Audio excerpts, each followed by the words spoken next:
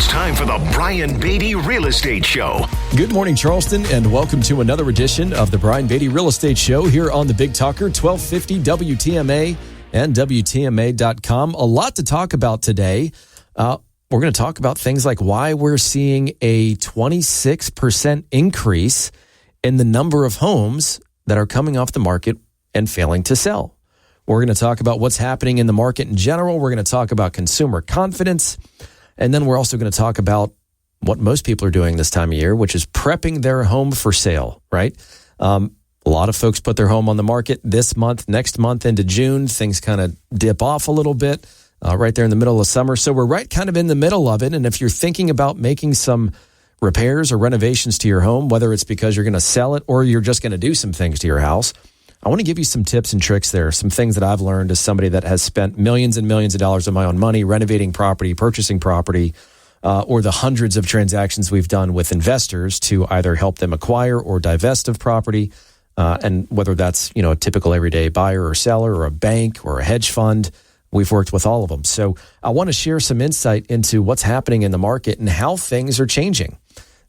Now, if at any point in time you guys hear something that you'd like to speak with me about personally, you have questions about your specific market in your area, in your price range, whether you're buying or selling or investing, or you own properties and you're thinking about having us help you manage those properties through our property management company, here to help in any way we can, even if it's just to pass on some basic information, share our guides with you, so on and so forth. So just quickly to get this out of the way, if you guys want to call or text me, my number is 843-800-0065. That's 843-800-0065. Or you can check us out online, listingsincharleston.com. That's listingsincharleston.com. Check out our YouTube videos. We have over 1,000 of them. Just search up the Brian Beatty team. They're also on Instagram, Facebook, TikTok. Our podcast is on iTunes, Spotify, all those places. So, although, of course, we love those that listen to the radio show on the radio station, just know that we've got multiple ways for you to experience this content, and we're happy to help you in any way we can. So let's jump right into this. I hit you guys with a fairly interesting statistic, which might have piqued you up a little bit, which is that we have seen a 26% increase in the number of homes that are coming off of the market. So that means that they either are taken off and they're terminated, right? The agreement between the seller and the agent ends before it's supposed to, right? Let's say somebody signs on with an agent and it's a typical 6-month agreement. And then a month, 2, 3 in, they cancel that contract and the property comes back comes off the market.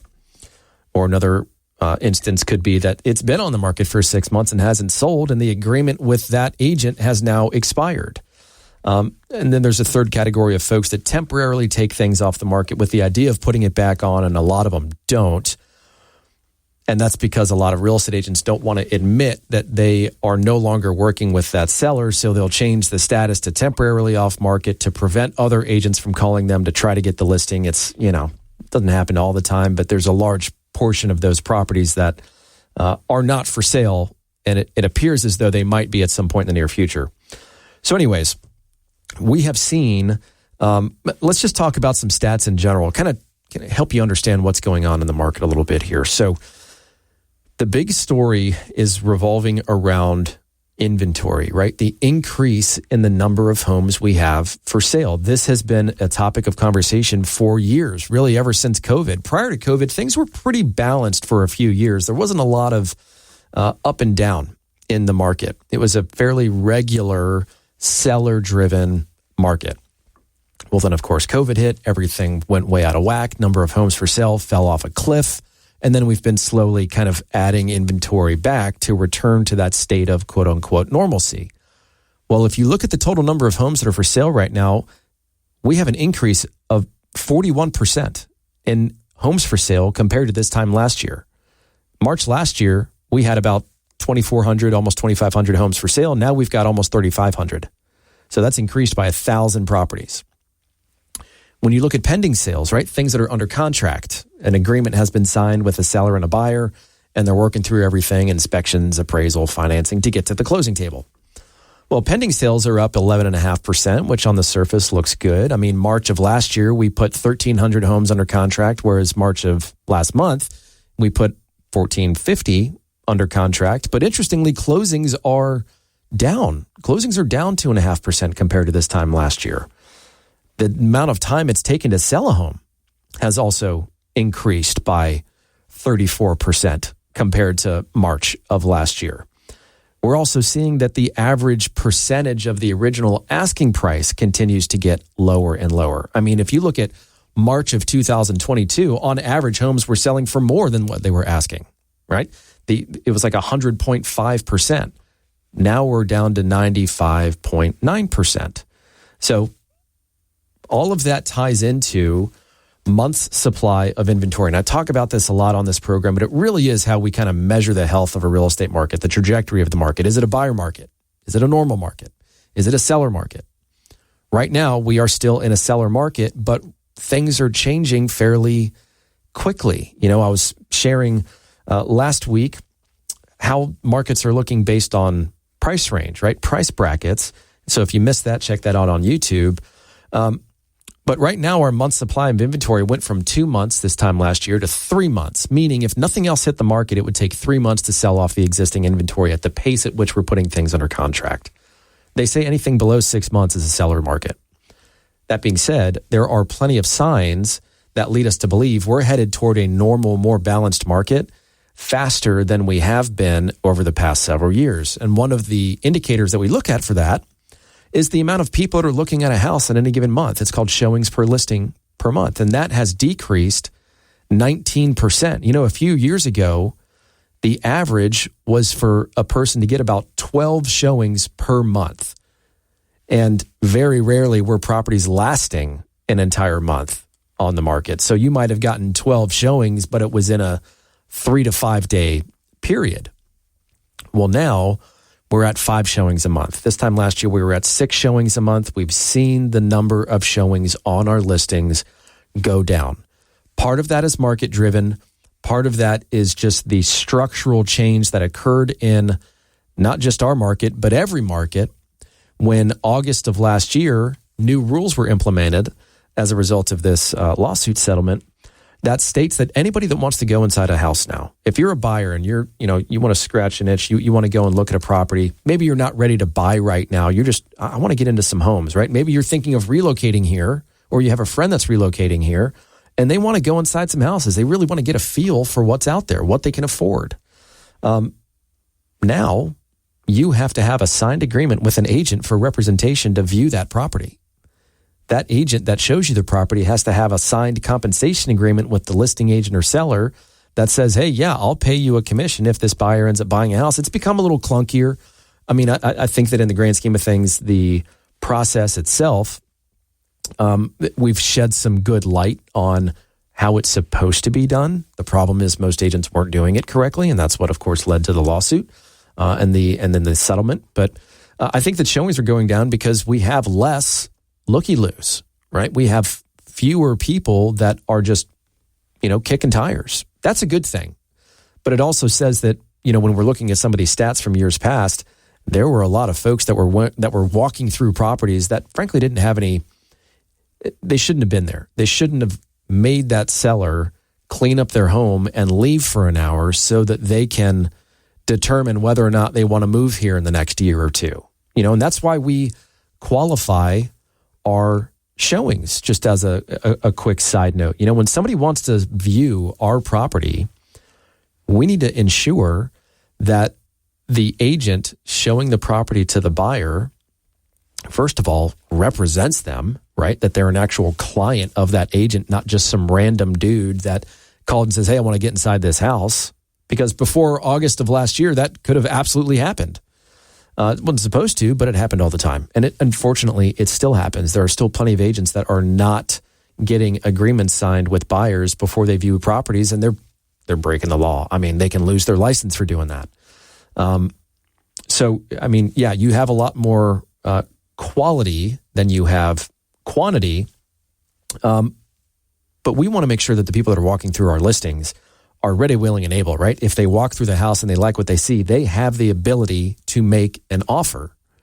If we learn of somebody that, my parents are visiting from Florida and they're thinking of retiring there next year, and they'd still have to sell their home and sell their business, and they've lived there for 30 years, so it might happen next year, might happen the year after. I mean, think about that for a second. If you're a seller, you work from home, or you have young kids or whatever, even if you don't, it's still inconvenient for you to leave your house for an hour so someone can just use your home as practice, right? So we want to make sure that the people that are walking through the house are ready, willing, and able, right? They actually have the ability to buy it if they like what they see. The last thing that I'll just tell you really quickly is that despite everything that's happening right now, despite the kind of, to an extent, negative news as it relates to sellers, right? Buyers are getting some positivity, right? They're seeing a little bit of a light at the end of the tunnel. They're at times kind of coming off the fence and saying, you know what, let's make an offer. Let's see what they'll take. And that's really what, frankly, we as agents want. We want to facilitate conversations. We want to get the buyer and seller to start negotiating.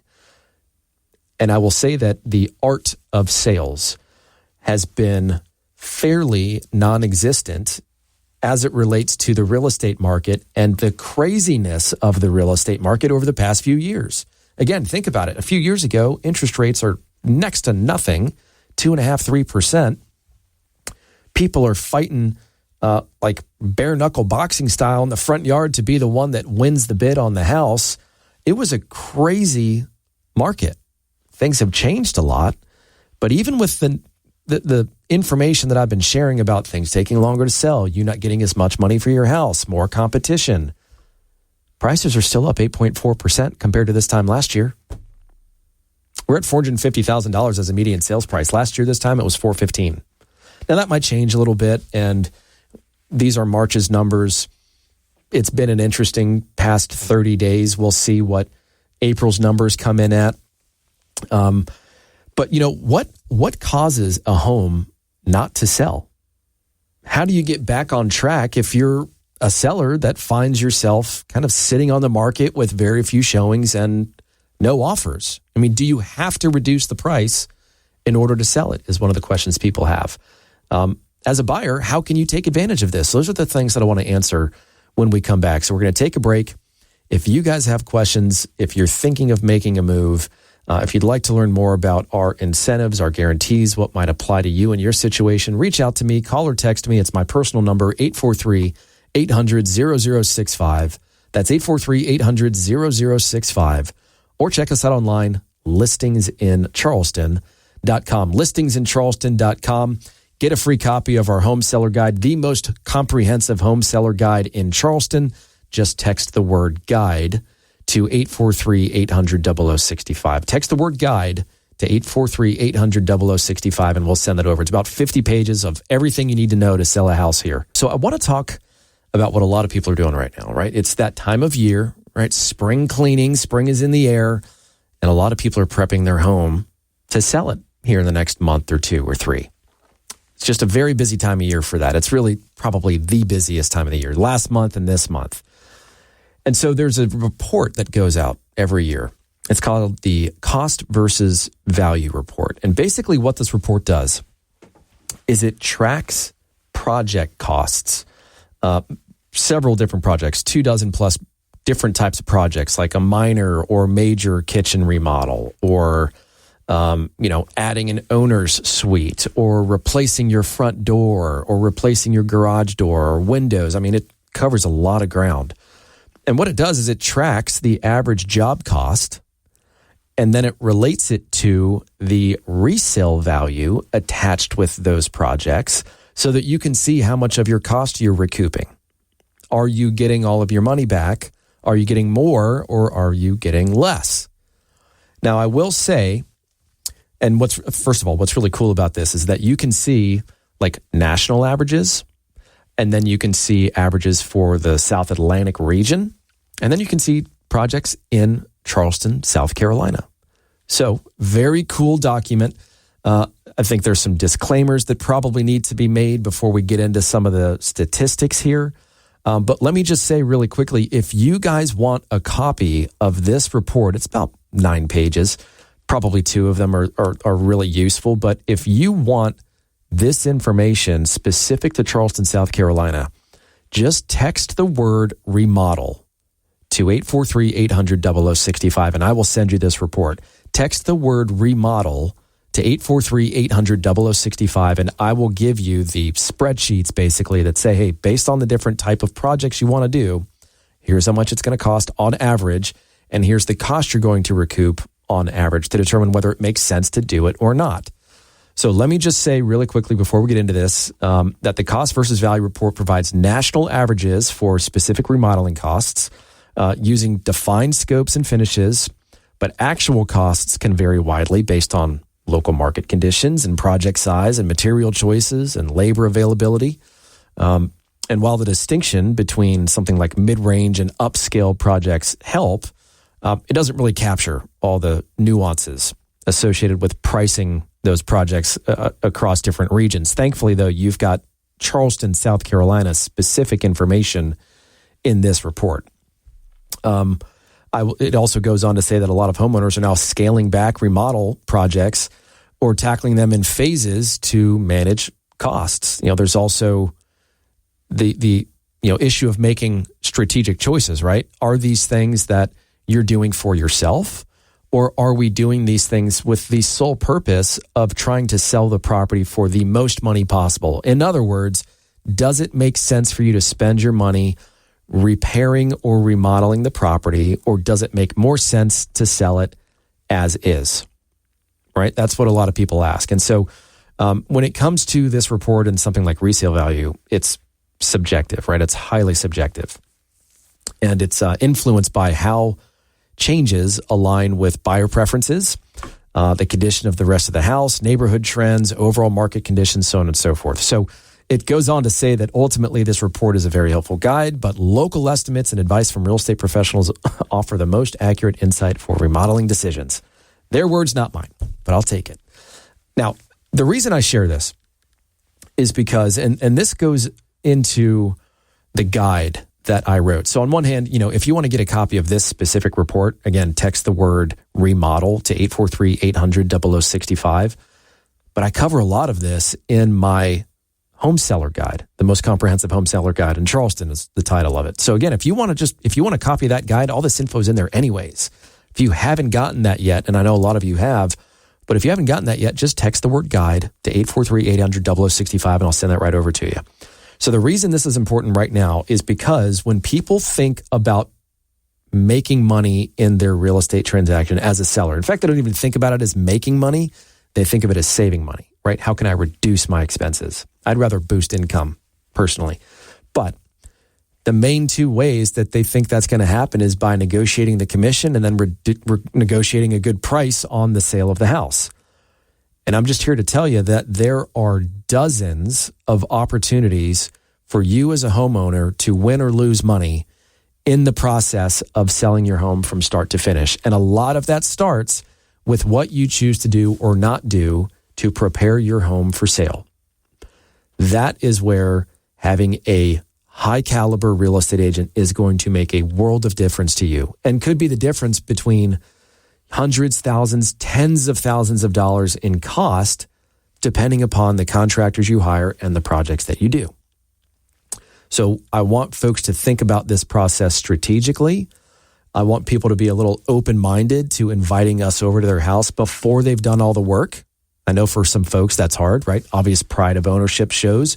And they want to treat us like, the first showing they would have with a buyer, right? They want to impress us because they want us to come up with a number that's as high as possible to get that home sold, right? They don't want to influence our opinion of value on their house because they, didn't make their bed or, they didn't do their touch-up paint before they invited us over, or their door jamb leading into the garage outside is rotten, or whatever the case might be. The point is, I would rather see somebody's house at its worst rather than at its best because I can help control the cost associated with getting that property into the right condition to sell it. And of course, that's going to revolve around your budget and what you can and cannot do, the timing associated with when you'd like to move, and the motivation ultimately associated with moving in the first place. So allow us the opportunity to help guide you in this process. This is where you can win or lose a lot of money. And if you don't believe me, just bring out 3 random contractors and look at the variance in the cost associated with their quotes. It's at times going to be astronomical. I'll tell you just as a little sidebar that I have I've got a 2-story home. It's over like 3,300 square feet. I had somebody come out to quote painting our hardy plank, right? That's all I needed done. I needed them to paint the hardy plank and then basically the stucco on the bottom portion of the house. I had one quote for $13,000, which is the one I took. I had another quote for $90,000. I wanted to punch that guy in the face, man. It was ridiculous. Obviously, that contractor didn't win the business, and I'm a little irritated by that. But, you're going to get contractors that just give off-the-wall numbers, and sometimes people take them. It's the same thing as these investors that go out and make, 100, 200, 500 lowball offers on properties at 50% of what it's worth. And every once in a while, a blind squirrel finds a nut. Could be this, I don't think contractors really run their business that way, but every once in a while you find somebody that's just like, where are you getting these prices from? Is your time really that valuable? Or are you going to do this job and spend the rest of the year in Hawaii on vacation on my dime? So I'm going to, a little bit later on, I'm going to get into how to hire a contractor, or at least how to have the conversation, right? What should the expectations be? What are the deliverables from that contractor? How do you prevent miscommunications that inevitably will cost you money? So we'll talk about that next. But just a few highlights from this report. According to this report, there's really only a few things that have a positive ROI, which you have to take this with a grain of salt because, again, here's an example. A major upscale kitchen remodel is going to cost $151,540,000. But according to this report, it only provides you with $44,840 in resale value. I'm not sure how much I believe that, if I'm being honest. And again, it's all circumstantial. And what I mean by that is, let's say you have a beautiful house and everything in the house is really nicely updated. It's got today's color palettes and you've made some really nice choices aesthetically, but your master bathroom is from 1970 and it looks like it and it's in rough shape, right? Well, this is saying that an upscale bathroom remodel is $78,000, but you're only going to get $29,000 back. Again, I'm not sure how much I agree with that number, because if everything else is done and the only thing left to do is the bathroom, yeah, I could see somebody taking that amount of money off of the value of your house, maybe more, because that's something they have to deal with and live through. And there's no guarantee that the contractor's quote is going to be the exact amount once they start ripping things out. Maybe they find other things that are wrong that they need to fix. Whereas if that was done, how much is that going to truly add to the value of the property? In my mind, it's going to be a lot more than $29,000. But that's also why you don't want to do a $78,000 bathroom remodel on a $300,000 house. You will absolutely not get your money back if that's the case. So I've got some percentages on some things here, like, your garage door, you replace that, it's going to be $4,700. You're going to get almost $8,500 back. You're almost doubling up your money on that.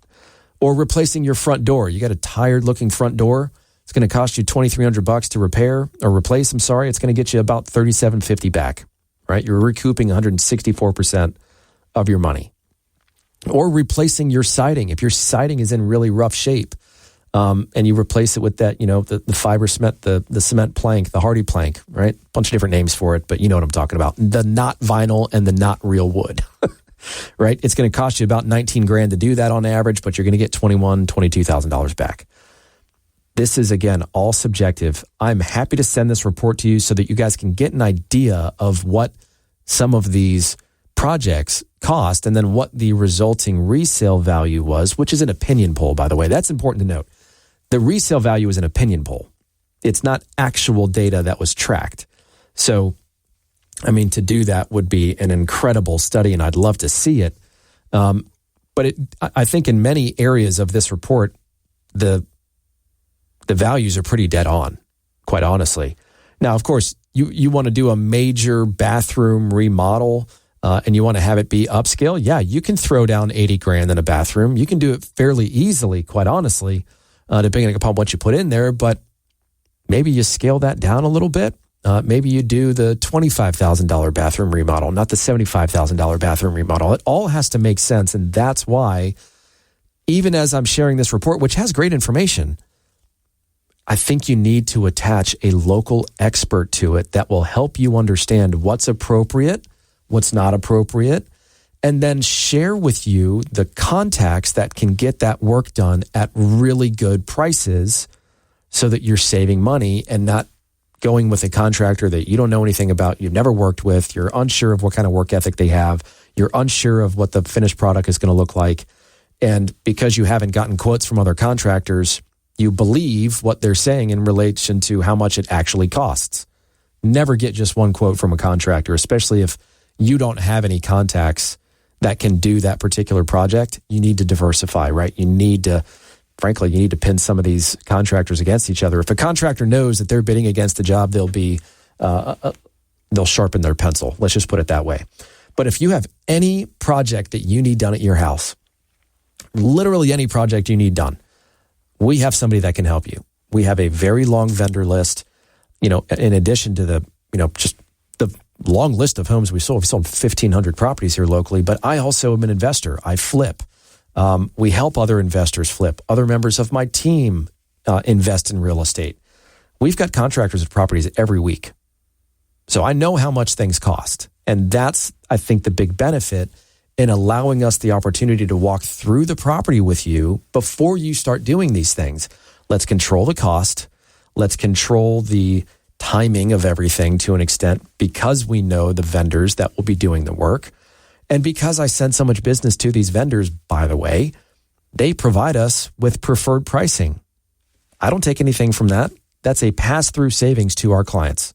So if we can help you in any way with that, regardless of whether you want to buy or sell a home, you're prepping it for sale. If you just want to get work done around your house and you need a quality referral, let me know. Happy to help. 843-800-0065 is the number. You can call me on that. If you want this report, text the word remodel to 843-800-0065.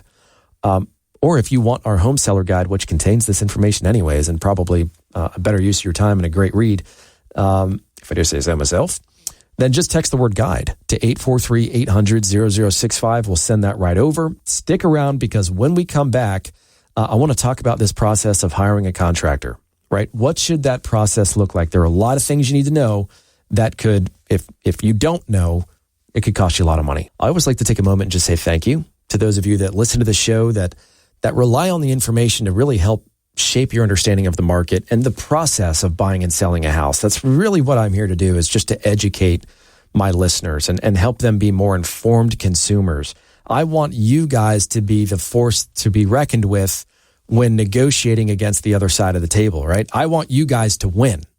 That's the point of this show. And so thank you to those of you that listen to it. We were talking about the cost versus value report and how, frankly, at the end of the day, hiring the right real estate agent is going to help you come up with a fair price for the projects that you have based on relationships with several trusted vendors, the impact that project will have on the value of your property as compared to other homes in your area and price range, the overall return on investment, and then whether it makes sense to do the projects in the first place or to just incorporate that into the pricing strategy of the house. But that leads us to how to hire a contractor. And I'll tell you that, again, I have spent millions of dollars of my own money renovating properties. I've worked with $100+ million, well over that, in just investment-based real estate, whether it's representing just a mom and pop investor, a local person that owns a bunch of real estate, or a hedge fund, right? Or, somebody that's put together a bunch of money and they want to deploy it into residential real estate. There's a point where, not last year, but year before that, we were working with a hedge fund and they wanted us to buy $50 million worth of real estate a month for them. So We've seen that obviously come down a little bit, and we're seeing a little less activity from investors. But I think with some of the changes that are happening in the market, there are going to be plenty of opportunities for you guys to snag some good deals. And I will just tell you, just really quickly, I mean, I just put a house under contract as a flip that I'm buying that will present me with about a 30% return on my investment in probably 4 months. So, I mean, that's 90% annualized. That's pretty cool. But there are deals out there. So if you're thinking of investing in real estate, or maybe if you're one of the folks that they really need to sell their house, they need some money now. They need to get out of their property. They've got extenuating circumstances. They don't have time to put it on the market and deal with a buyer and deal with the back and forth of inspections and so on and so forth. If you just want somebody to buy your house, we've got plenty of investors. I'm an investor. We can help you with that. But just if you're thinking of fixing up your house, regardless of whether it's going to go on the market afterwards or if you're just doing it for yourself, I've got a lot of experience in this area. And so what I will say is that, first of all, you got to talk to multiple people, right? Spend some time before that contractor comes through and make sure that you have your list together of exactly what you want done. And the reason that's important is because you need to be able to compare apples to apples, right? You need to line those three quotes up and say, who's the best? Who's the most reasonable? Who do I like the most? I'll also say that the cheapest isn't always the best option, right? It depends on what you're having done. If someone's custom making a kitchen for you, I probably am not going to go with like the budget-friendly option. You get what you pay for in a lot of instances. But I think that during that initial interview, that screening with the contractor, you need to ask some basic questions, right? Like, what experience do you have with similar projects? How many other jobs will you be working on during our renovation, or do you only do one project at a time? Right? Nothing's worse than having a bunch of contractors show up to your house at 8 o'clock and then they're gone by 10 o'clock onto a different job site. And it takes 3 months on something that could have taken a week. Are they open to providing you with a list of their previous clients for you to have conversations with them to see if how it was working with that contractor? I think another important question is, does that contractor use subcontractors? And if so, how long have those subcontractors worked with them? And then, of course, are you licensed? Are you bonded? Are you insured? Show me proof, right? When it comes to like walking through the property and identifying all the different things that need to be done, let's say that you want all new flooring and you want new tile in your bathrooms and let's say it's a big renovation, right? I think what makes the most sense is rather than, if you have like your materials list, the exact type of flooring, the exact type of tile and countertops and vanities, and you've already made all those selections, then yeah, have the contractor bid it out exactly as you want it done. But a lot of people, when they invite contractors over, it's not like they know exactly what they want to do, down to, the tile and the grout color and everything, right? I think it's easier for you to just operate on allowances, meaning, hey, yeah, I'll install the tile because you've given me an idea of where you want the tile. Here's how much it's going to cost in labor, right? We can create an allowance for the materials. So I think you need to choose one direction or the other so that you don't have allowances from one contractor and then the other contractor is actually bidding the cost of the material and incorporating that into the quote. So make sure that you've got apples to apples comparisons there. The quote itself, this is where a lot of people get really tripped up, is quotes not being specific enough. This is where you have to be, in my mind, a little OCD as the customer, right? As the person paying the contractor. I want my quotes to be as detailed as possible. And the reason for that is that, there was a time in the past where there was a miscommunication with a contractor. And guess who always pays the bill, by the way? Not the contractor.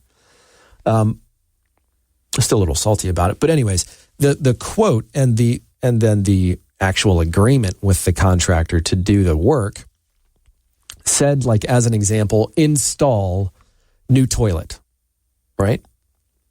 Well, to the everyday, like, person that doesn't do this all the time, you think, hey, yeah, you're getting a new toilet and they're going to install it. What was not made clear is who was providing the toilet. I was under the impression that the contractor was paying for and installing a toilet for like $250 or something like that. No, it was just the install fee. $250. I can install a toilet. I'm pretty darn good at installing toilets. Electrical, plumbing, don't ask. And I have to let my wife and kids leave the house because I have a tendency to let my Irish and my Scottish out a little bit when I'm doing these projects. It's no safe space for a young child if I'm trying to hang a ceiling fan or a lighting fixture, let me tell you. But that contract, that quote, it has to be incredibly detailed. Everything from the demolition, the permitting, having that contractor provide, insurance, so that if somebody takes their materials or your materials, there's coverage there. What if somebody gets hurt on the job site? Who's supplying what? Who's installing what? You have to have a conversation about timeframes. What's reasonable? What can be accomplished along the way? And then what does the payment schedule look like? And where are the checks and balances? At the end of the day, one of the things that people really struggle with just in general is accountability, right? Holding people accountable to deadlines, and to setting the stage that should be the norm in the first place, right? Because if you give in many instances, I mean, and by the way, we have great contractors. We really do. But generally speaking, and a lot of people will agree with me on this, you give a contractor an inch, they're going to take a mile. You need to set some very specific expectations that come through in that agreement that you need to sign off on. So I've got a bunch of information in my guide. I'm looking at it right now. There's, I think, 5 pages just dedicated to hiring a contractor and what that process looks like. So if you want to get your hands on that, again, text the word guide to 843-800-0065. Text the word guide to 843-800-0065. Of course, that's my number. You can call or text me anyways. I'll answer. Or check us out online, listingsincharleston.com. A lot of folks have asked me for a show. It's funny. I've actually had a lot of requests on this. A lot of people want me to do a show on the impact of tariffs on the real estate market. And as much information as I have digested on this, I'm certainly not an expert on the impact of tariffs on a real estate market. Let's be honest, right? I'm pretty darn educated as it relates to the real estate market in general, which I hope those that listen to the show would agree with. But this is just out of my wheelhouse, right? I'm not an economist. I do know one, though. I have a really, really, really good friend, one of my best friends, that's going to be on the show next week to talk about the impact that tariffs have on the real estate market, short-term, long-term, what the strategy is, why it's happening, what to expect. It'll be a fantastic show. Plus, it'll be really cool to have my friend on. But, a lot of folks are asking for that information, so we're going to deliver on that for those of you that are listening that have asked. But, little known fact, the housing industry accounts for like 15 to 18% of total GDP. So it's a big deal. So we'll talk more about that next week. I will say, however, that, what's happening right now is negatively impacting investor confidence and consumer confidence, right? Housing affordability has been like the biggest barrier to homeownership over the past few years as interest rates started, ticking up, more than doubled. Prices have basically doubled in many areas. It's not like wages are increasing at that pace. And so a lot of people have just, their diminished optimism, right? They're looking at this market and they're saying, there's kind of a lot going on right now. Is this really the right time to buy, or am I about to catch a falling sword, right? Like, is this market about to tank? Are we about to go into recession? Well, we'll talk more about that next week. What I will say, however, is that 56% of Americans believed that Trump's reciprocal tariffs will worsen housing market affordability, and 70% think tariffs will make the market less liquid and will slow down housing sales. So you've got a lot of housing economists out there that are predicting that tariffs will raise prices, universally across the housing and the construction industries. And some are saying, of course, that it could bring relief to the housing market in the form of reducing mortgage rates. Because the idea, right, is that people don't want the volatility of the stock market. They take their cash out, they put it into something safer like real estate. Look at any major, economic turning point. A lot of people put their money into real estate, right?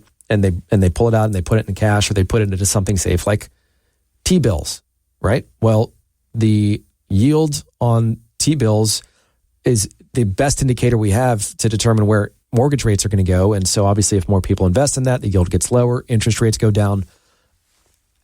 Past that, I'm kind of out of my wheelhouse here. So I'm going to shut up about that because it's just not something I'm an expert in.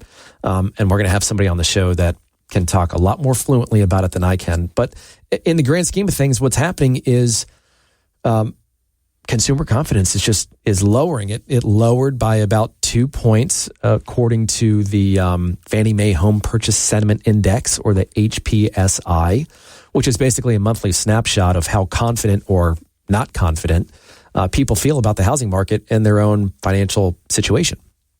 So in February, we don't have Marches yet, certainly don't have April. A lot's happened in April already. So we'll see how this goes. I kind of have a feeling which direction consumer confidence is headed, down a little bit.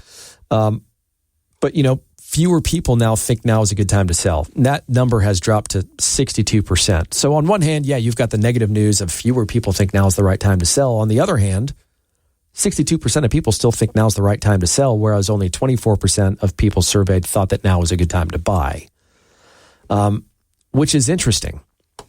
There's a guy named Mark Palem who's the chief economist for Fannie Mae, and he says the HPSI, or again, the Fannie Mae Home Purchase Sentiment Index, saw its first year-over-year decline in almost 2 years, mostly because fewer people are optimistic about mortgage rates. That makes sense. Rates have stayed high, around 7% for several months. And beyond that, more folks are worried about their own finances. Even though some are starting to get used to these higher rates, most people still believe it's a bad time to buy, mainly because of home prices.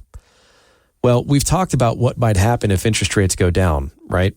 We've already talked about the fact that we're putting more properties on the market than we are selling. Right? That's why inventory is going up. That's why the market is shifting from the seller's market, the extreme seller's market we've been in, to a little bit more of like a balanced market. We're certainly not in a buyer's market, really in any area of Charleston or any price range of Charleston yet, but it's trending that way. So, what does all this mean for you? If you're a buyer, we're in a time where understanding your financing options, what's available, what some of these lenders have done to get really creative is important. It's incredibly important, right?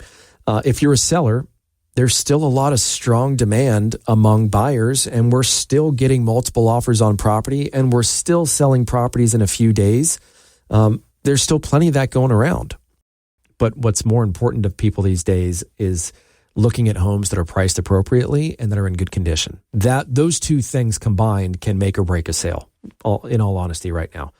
But I think if you're watching from the sidelines right now, I'd say hang tight. It's going to be an interesting next probably 90 days in our market. I think there will be some excellent opportunities for buyers to get some good deals on things. I think there are going to be plenty of opportunities for sellers to edge out the competition with the other folks that maybe decided not to do anything before putting their home on the market, or they're not working with an aggressive agent that really knows how to market the property and find buyers for your home. Or maybe they, just overpriced the house. And you know what that's going to do? It's going to help the other properties that are appropriately priced sell first. And when those homes inevitably sell and become a recorded sale, the ones that are overpriced are now officially overpriced because other homes have sold for less. So something to take into consideration. So, as always, it's my pleasure to give you guys some personal advice on this show. And whether you're thinking of buying or selling or investing, or you want us to manage a property for you, give us a call, 843-800-0065. Visit our website, listingsincharleston.com, or text the word guide to 843-800-0065, and we'll provide you with our home seller guide. You guys take care and enjoy your weekend.